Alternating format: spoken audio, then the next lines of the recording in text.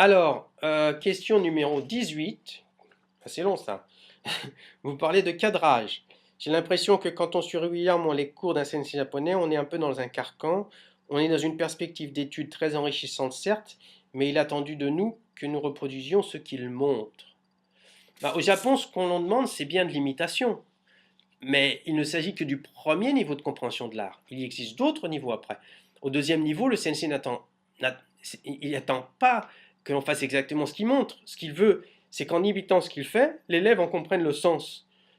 Je me souviens par exemple de Yamaguchi Sensei. Les deux seules fois où je me suis fait engueuler sur le tapis et qu'il était hors de lui, mais vraiment hors de lui, c'était parce que je l'imitais. C'est technique, c'est mimique, etc.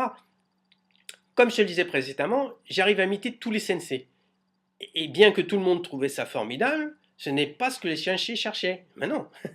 En fait, ils s'en foutent complètement. Ils savent bien que toi, tu n'es pas pareil qu'eux quand tu fais 1,80 m et qu'eux, ils font 1,50 m, comme moi avec Kishimaru Sensei. Par contre, ce que je peux faire, c'est comprendre leur aikido, comment ils font les choses. Et c'est ça qu'ils veulent que l'on comprenne. Et ça, c'est vraiment important à comprendre. Donc, ce n'est pas d'imitation. Au départ, effectivement, l'aïkido japonais, c'est de l'imitation, mais pas de l'imitation pour faire de l'imitation, mais pour comprendre ce qu'on tente d'imiter. Donc, les gens restent sur l'optique, il suffit d'imiter et ça va venir.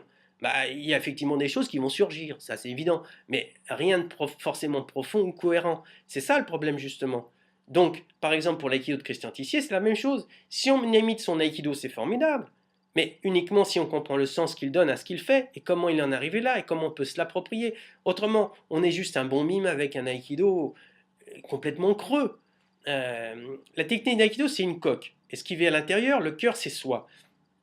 Dans cette coque, il y a des points importants, des points de compréhension des mouvements, et c'est cela que les sensei cherchent, puisque ces points ont disparu avec l'histoire. Et ce sont paradoxalement ces points également qu'ils veulent qu'on mette en pratique, en recherche.